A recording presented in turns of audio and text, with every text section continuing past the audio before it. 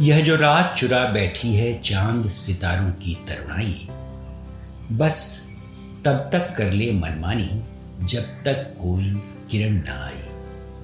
खुलते ही पलकें फूलों की, बजते ही भ्रमरों की वंशी, छिन्न भिन्न होगी यह स्याही जैसे तेज धार से काई। तम के पांव नहीं होते वह चलता थाम ज्योति का अंचल। मेरे प्यार निराश न हो, फिर फूल खिलेगा सूर्य मिलेगा। मेरे देश उदास न हो, फिर दीप जलेगा तिमिर ढलेगा। मेरे देश उदास न हो। दोस्तों नमस्कार। द वेब रेडियो के इस खास कार्यक्रम 7 रंग में आपके साथ मैं हूं अतुल सिन्हा। ये जो पंक्तियां आपने सुनी वह जाने माने कवि गीतकार गोपाल दास नीरज जी के हैं। लॉकडाउन में लोगों के भीतर भरती निराशा और उदासी के बीच उम्मीद जगाने वाली ये कविता अब नृत्य के जरिए आम लोगों के बीच लेकर आई हैं मशहूर कथक डांसर शोभना नारायण। आज कोविड-19 कोरोना वायरस ने पूरे विश्व में एक भय का माहौल फैलाया है। कोई भी इससे परे नहीं है। हमारे देश के सभी कोने में सभी लोग ग्रस्त हैं और विश्व के सभी कोने में भी। इसमें हमें सबको सोशल डिस्टेंसिंग मेंटेन करना है। घर में लॉकडाउन पीरियड में रहना है।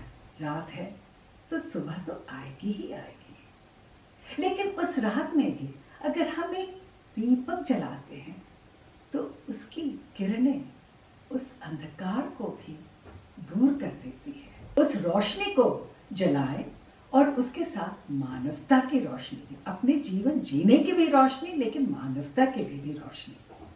और इस पर गोपाल दास नीरज की एक बहुत खूबसूरत कविता है, तिमिर ढलेगा। मेरे देश उदास ना हो, दीप जलेगा तिमिर ढलेगा। उस पर मैं एक छोटा सा अभिनय आपके सामने पेश करना चाहूंगी।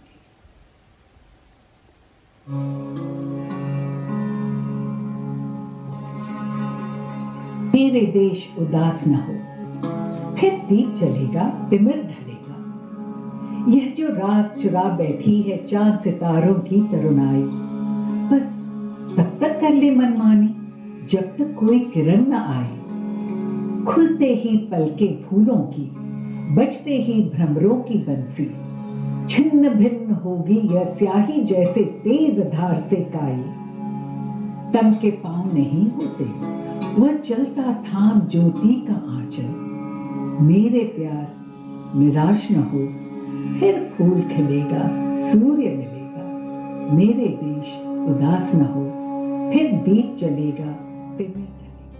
शोभना जी इन दिनों नीरज के अलावा रामधारी सिंह दिनकर, अली सरदार जाफरी, मैथिली शरण गुप्त जैसी शख्सियतों की रचनाओं पर हर रोज कोई ना कोई प्रस्तुति दे रही हैं और इसके जरिए कोरोना संकट और लॉकडाउन के दौरान लोगों में हिम्मत और उम्मीद जगाने की कोशिशें कर रही हैं। वह लगातार ऑनलाइन सैकड़ों बच्चों को कथक की बारीकियां भी सिखा रही हैं और सामाजिक सरोकारों से भी जोड़ रही हैं। कई घंटे तक रोजाना अपने घर से सुबह 5 बजे से देर रात तक अपने मिशन में लगी 70 साल की शोभना नारायण बेशक कला संस्कृति की दुनिया में एक मिसाल कायम कर रही हैं। आज हम आपको इस कार्यक्रम के जरिए कला, साहित्य और संस्कृति जगत की कुछ और खबरें सुनाएंगे और कोशिश करेंगे कि आप तक वो जानकारियां पहुंच सकें जो आमतौर पर कहीं हाशिए पर पड़ी रहती हैं। तो दोस्तों, शोभना नारायण की मुहिम के बाद अब बात करते हैं जाने माने कवि और आलोचक अशोक वाजपेयी की। अशोक वाजपेयी ने लॉकडाउन के दौरान खुद को सोशल मीडिया के जरिए सक्रिय रखा है। उनका कहना है कि लॉकडाउन के बाद भी लंबे समय तक लोग न तो किसी ऑडिटोरियम में जाना चाहेंगे, न कोई बड़ा आयोजन हो पाएगा। ना हमारे लोक कलाकारों को लोगों के बीच परफॉर्म करने का मौका ही मिल पाएगा। सोशल डिस्टेंसिंग और लोगों के मन में बैठे खौफ का सबसे बुरा प्रभाव हमारे कलाकारों पर पड़ सकता है। सरकार को उनके लिए सोचना चाहिए। जब तक कोई एक निश्चित व्यवस्था विकसित नहीं होती, ये कलाकार अपना जीवन यापन कैसे करेंगे?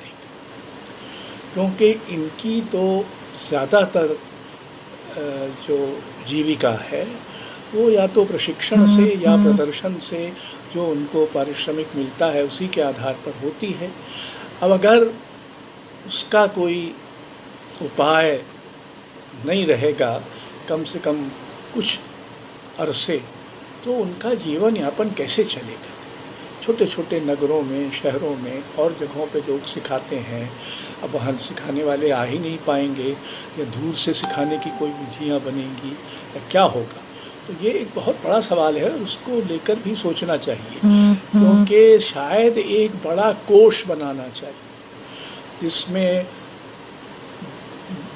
बड़े संगीतकार, बड़े नृत्यकार जिनके पास साधन अधिक हैं वो शुरुआत करें और फिर सरकारों से मदद ली जाए, कॉरपोरेट जगत से मदद ली जाए, उनको CSR वगैरह में इसको शामिल करके उनको सुविधा दी जाए।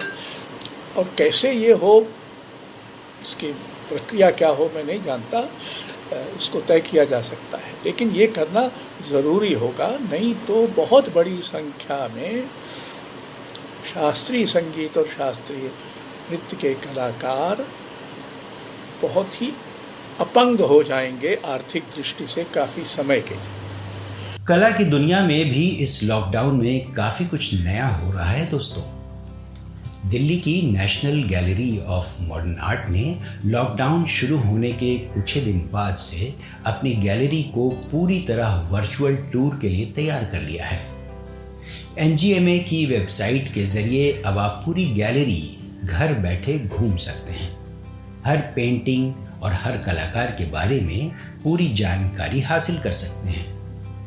फिलहाल NGMA ने जाने माने कलाकारों जैसे राजा रवि वर्मा और जामनी राय के चित्रों की प्रदर्शनी और उनके कामकाज को वर्चुअल गैलरी के जरिए कला प्रेमियों के लिए पेश किया है।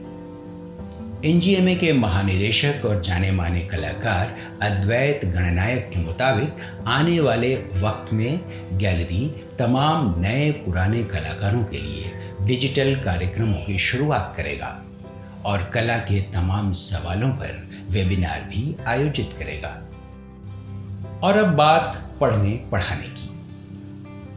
पढ़ने के शौकीन लोगों के लिए राजकमल प्रकाशन तमाम लेखकों की चुनिंदा रचनाओं का संकलन रोजाना उपलब्ध करा रहा है।